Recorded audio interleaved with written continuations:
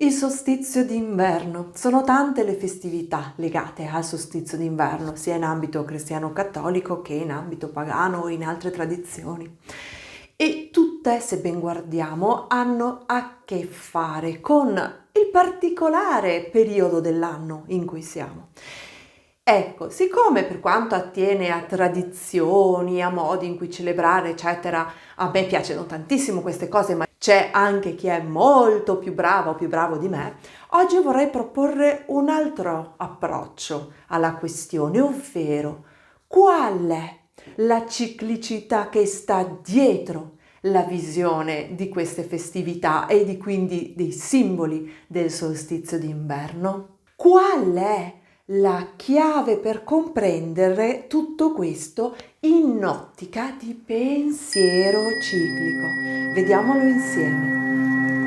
O Lady of Avalon. Sono Laura Ghianda e tramite questo canale mi occupo di spiritualità radicata, un nuovo paradigma spirituale che non ha bisogno di sconnettere il cielo dalla terra e il corpo dallo spirito, e poi di teosofia, un nuovo sguardo sul mondo a partire da un'immagine simbolo della Dea Madre. Darebbe veramente un bel senso al mio lavoro se anche tu volessi iscriverti al mio canale e attivare le notifiche così da essere sempre informata o informato quando pubblico un nuovo video. Penso che quando sarai arrivata alla fine di questo video avrai uno strumento in più di chiarezza e di consapevolezza per leggere non soltanto il fenomeno del solstizio d'inverno, ma un po' tutti i fenomeni che possono essere rivisti in chiave ciclica, ovvero ogni cosa della nostra esistenza. Il solstizio d'inverno è molto di più che il primo giorno di inizio della stagione invernale. A ben guardare è il momento dove le ore di buio hanno la netta superiorità rispetto alle ore di luce, e però allo stesso tempo il solstizio decreta l'inizio dell'allungarsi di nuovo delle giornate.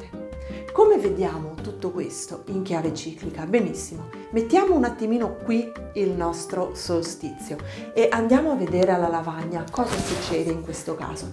Ogni ciclo, ma veramente ogni ciclo, ha sempre un stesso andamento, ha un inizio che potremmo fare partire da qui, uno sviluppo che va in crescita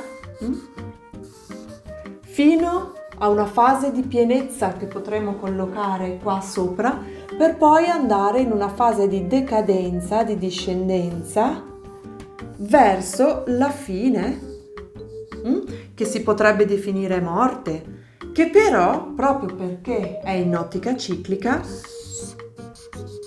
diventa anche rinascita. Se tutto questo lo trasliamo invece in una logica lineare, vettoriale, che è quella che attualmente utilizziamo nella nostra cultura, nella nostra società per leggere pressoché qualsiasi fenomeno, siamo meno coscienti di questo, è così, parte invece da un inizio per arrivare a una fine. Ok? Qua ci sta l'inizio e qua ci sta la fine. Con la fine c'è la morte. Le culture antiche, quegli antenati e antenate remote che sono venute di gran lunga prima di noi, a quanto pare erano perfettamente in grado di cogliere questa dimensione ciclica in ogni cosa. Ora noi, per capire bene, dobbiamo calarci in quello che doveva essere stato un tempo molto remoto, dove probabilmente mancava il comfort nelle nostre case, dove l'inverno poteva essere una stagione veramente molto dura che portava anche alla morte sia persone che animali e fonti di sostentamento, dove comunque il ciclo agrario è ancora fermo e dove quindi anche la disponibilità di cibo è legata a determinate condizioni, anche in base a quello che è stato il tuo raccolto che si è concluso nella stagione precedente a quella invernale. Lunghe giornate di buio significa anche generalmente delle temperature inferiori, perché il sole comunque scalda, soprattutto alle nostre latitudini, e anche su questo sarebbe sempre molto opportuno ancorare i ragionamenti e i vissuti a quello che è la nostra Terra. Probabilmente chi vive sopra il circolo polare artico avrà un altro tipo di visione delle cose e di sperimentazione della sua esistenza. E adesso torniamo al nostro solstizio e soprattutto a questa cosa che dicevamo sulla rinascita, una fine che è anche un nuovo inizio, perché il punto di fine e il punto di inizio in una visione ciclica coincidono. Se la fine è anche l'inizio, questo periodo qua, subito prima e subito dopo, diciamo, il punto di culmine della nostra fine inizio, può essere paragonato a una porta, a una soglia. È un simbolismo fondamentale che si ritrova in tantissime cosmogonie e anche in tante tradizioni, tra cui quella teosofica e quella dell'immagine della dea. Fondamentale, ma ancora adesso un po' ignorato, un po' lasciato da parte. E invece, per comprendere per esempio il perché se qui abbiamo il nostro 21 dicembre, tante festività accadono il 25, dobbiamo proprio capire questo concetto di soglia. Il 21 o più o meno, a seconda di quando cade esattamente il solstizio astronomico, è il momento in cui la parabola del Sole noi la possiamo sperimentare come la più bassa dell'anno. E se ci concediamo, oltre alla testa, oltre alla lettura sui libri, oltre alla ricerca su internet, di usarla questa esperienza e andiamo fuori e osserviamo, quello che ci sembrerà è che questa parabola resti pressoché ferma per all'incirca 3 giorni. Questo fenomeno è tanto più evidente quanto più ci si avvicina all'equatore, per esempio. Se poi anche vogliamo fare un check un pochettino più preciso, noi possiamo vedere che gli orari di alba e tramonto sono veramente simili, si scartano solo per pochissimi secondi, quindi a occhio nudo comunque anche alla nostra latitudine la parabola resta in questa sensazione di immobilità. A questo noi dobbiamo legare per esempio la ragione di questo 25. Gira un post su internet dove si vede un Photoshop dove hanno messo insieme un sacco di varie divinità, dove si direbbe che Gesù, la divinità insomma che fa capo alla tradizione cristiana, non sarebbe l'unico a, tra virgolette, compiere gli anni il 25 dicembre.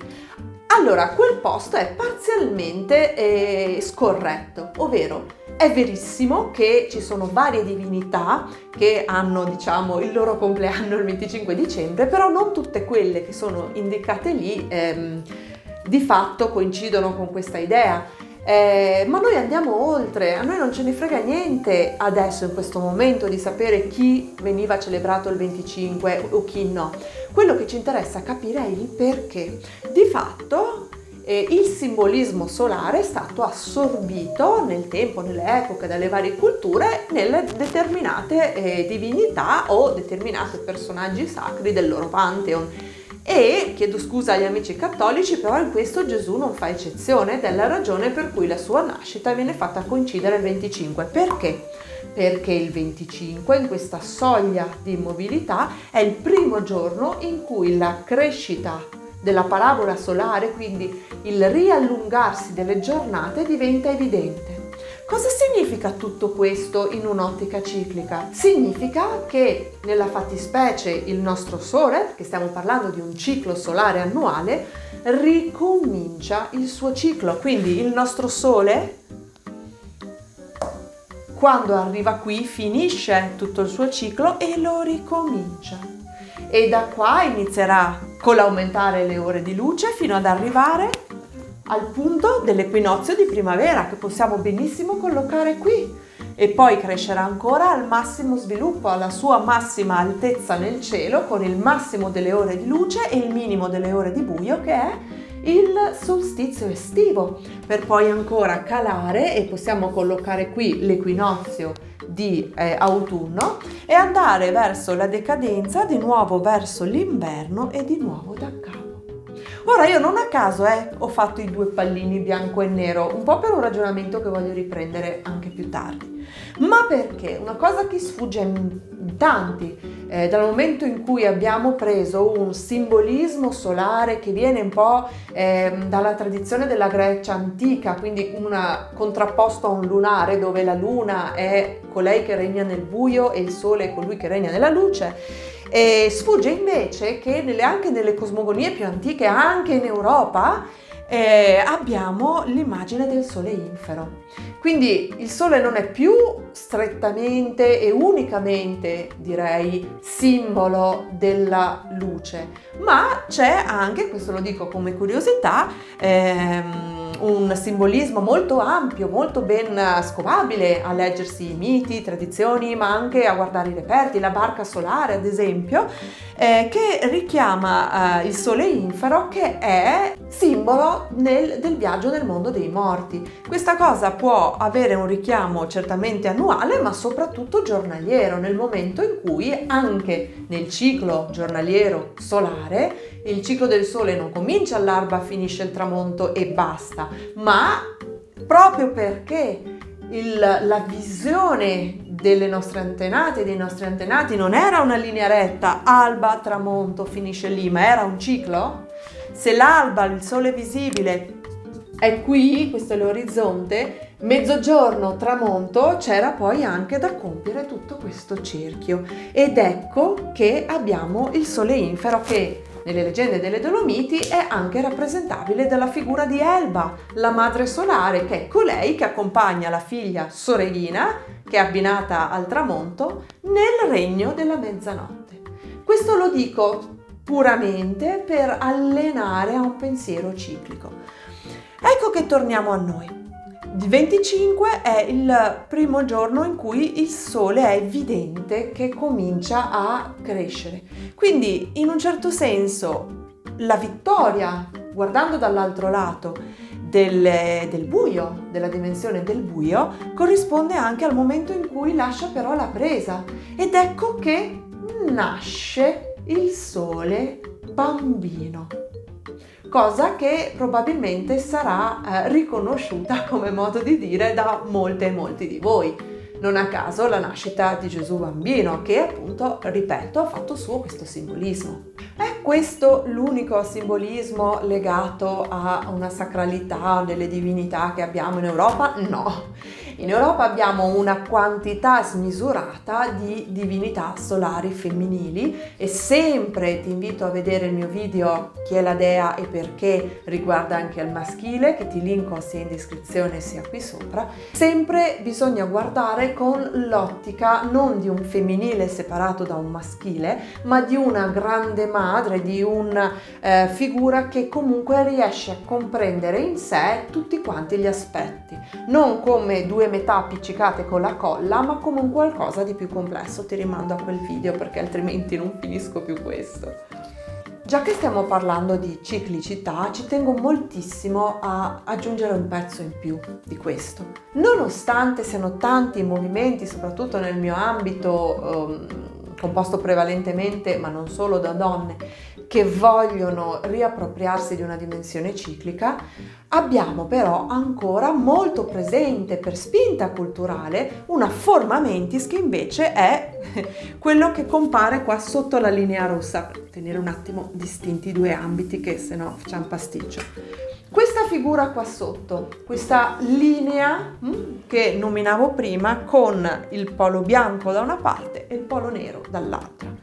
Ecco, questo tipo di concezione, direi lineare, dicotomica, rischia di non aiutarci a riprendere in mano una reale dimensione anche di pensiero ciclico, proprio perché ogni stimolo che noi riceviamo lo devia su questo livello qui.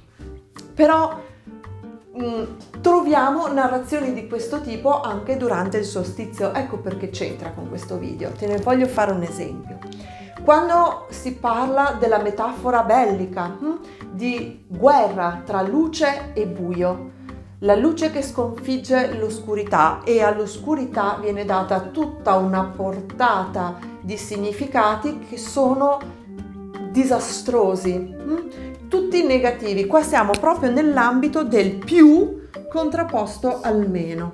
Ecco, questa visione dicotomica qui, adesso posso cancellare anche la parte sotto, è radicalmente differente nelle conseguenze sulla nostra mente, sulla lettura di noi stessi e della realtà rispetto a una logica circolare. Questo tipo di logica contrappone la luce, il pallino a vuoto, diciamo, al buio, e la contrappone in modo piuttosto netto. Per cui direi che le caratteristiche della luce diventano uno compartimento stagno, che potremmo elencare qui, e le caratteristiche del buio diventa un altro compartimento stagno che potremo elencare qui. Se non è luce è buio, e se non è buio è luce. Se non è positivo è negativo, se non è negativo è positivo. È molto difficile parlare di equilibrio tutte le volte che noi applichiamo questa figura a tutto ciò che ci circonda, proprio perché c'è sempre un continuo rapporto di vinco-perdo tra i due poli, i due estremi, i due capi della linea, e non c'è invece un rapporto erotico o comunque di un tutt'uno che invece emerge molto chiaro quando applichiamo una logica circolare. Può sembrare complesso al momento, ma nel momento in cui la fai tua ti assicuro che non è più solo un discorso di arrivarci con la testa, diventa immediato. Il movimento è necessario per quel che riguarda il portare avanti la creazione, l'universo, eccetera.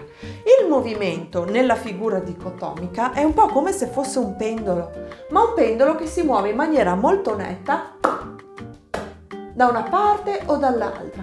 Vince la luce o vince il buio, è sempre, ricordo, in rapporto vinco-perdo e non vinco-vinci, che invece è quello che noi vogliamo per il nostro cerchio. Ed è così che siamo arrivati a dare delle connotazioni addirittura morali alle due polarità, ad esempio a considerare la luce come sinonimo del bene e il buio come sinonimo del male. Però così abbiamo introdotto una sfumatura che su questo tipo di pensiero sarebbe assente, perché in questo caso l'alternarsi di luce e di buio può avere le sue difficoltà. Come abbiamo detto, vivere l'inverno, soprattutto per i nostri antenati sicuramente non era una passeggiata, però nessuna delle dimensioni è in assoluto bene o male, e allo stesso tempo tutte le dimensioni hanno qualcosa di, diciamo, piacevole e qualcosa di spiacevole, potremmo definirlo così. Poi anche diversamente sperimentato a seconda del luogo della Terra dove vivi. In Africa, per esempio, le dee solari spesso sono leonesse incazzate. Come potevano sperimentare il massimo del sole a quella latitudine? Mentre in Europa le divinità solari sono tutte comunque molto collegate all'offerta di doni, alla fertilità della terra e via dicendo. Nell'ottica circolare non c'è un movimento che, come abbiamo detto prima, scatta da una parte all'altra, ma è considerato unità tutto il processo nel suo alternarsi di luce e buio, e anche in tutte le fasi intermedie, con un movimento che è capace di lentezza e di sfumatura. Questo non è un dettaglio da niente, perché introduce nella nostra esperienza di noi stesse, di quello che ci circonda, del mondo, dell'universo e via dicendo, tutta una serie di qualità, aggiungendo ricchezza oltre che complessità. Complessità è una parola che uso spesso in senso positivo, perché non è quella complessità che complica le cose, forse è al momento, quando dobbiamo ancora imparare delle cose che non abbiamo integrato nella nostra visione, ma una qualità nel senso proprio di ricchezza. È come imparare molti strumenti in più e saperli suonare anche, e quindi essere in grado di utilizzarne l'uno o l'altro a seconda di quello che è giusto per noi in questo momento. In ottica ciclica, l'equilibrio è esattamente la capacità di favorire il ciclo nell'alternanza di tutte le sue fasi. Quindi non è più uno scontro tra luce e buio, ma è una danza dove il buio pian piano lascia la presa al suo culmine, rilancia la mano alla luce e la luce pian piano si prende lo spazio. In una parte danzano insieme e poi il buio si ritira un pochettino fino al massimo della luce. Ma al massimo della luce a me piace leggerla in questo modo, succede anche un'altra cosa.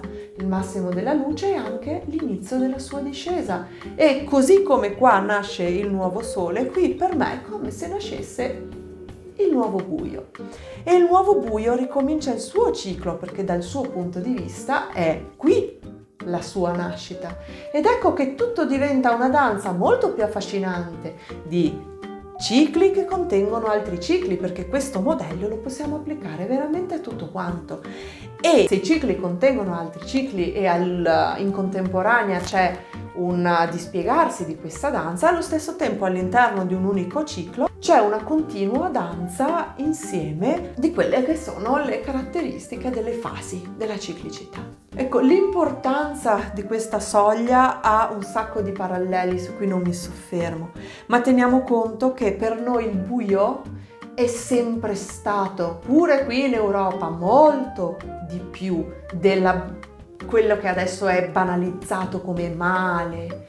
Nel buio della morte, proprio perché in quest'ottica fine e inizio coincidono, c'è anche il buio della rinascita. Non è un caso se c'era il simbolismo del ventre materno, da cui tutte e tutti proveniamo, che è un posto chiuso e immaginato come buio, e che al fine del nostro ciclo ritorniamo dove? Nel buio della terra, guarda caso. Ci sono un sacco di sepolture che richiamano l'immagine fetale e il ventre, proprio perché si dava valore a questa soglia dove il buio portava la morte ma anche la rinascita, che è esattamente un altro mondo rispetto a questa immagine dove quando arrivi al buio c'è la fine ed è finito lì. Ed ecco perché in questa ottica il buio ha cominciato ad avere tutte le significanze che noi comunemente intendiamo adesso, che però se continuiamo a portare avanti continuiamo anche a replicare esattamente questo tipo di schema, che è il pensiero dello scontro, della guerra, creato probabilmente da popolazioni che nello scontro e nella guerra ci sguazzavano. Ma noi nasciamo qui. Io riconosco nella ciclicità le mie radici ed è per questo che mi adopero a ripresentare la ciclicità. Vorrei chiederti di lasciarmi una, massimo 2 parole di impressione, di emozione, di qualsiasi tipo che può averti lasciato questo video, di lasciarmelo nei commenti. Ti ringrazio e alla prossima.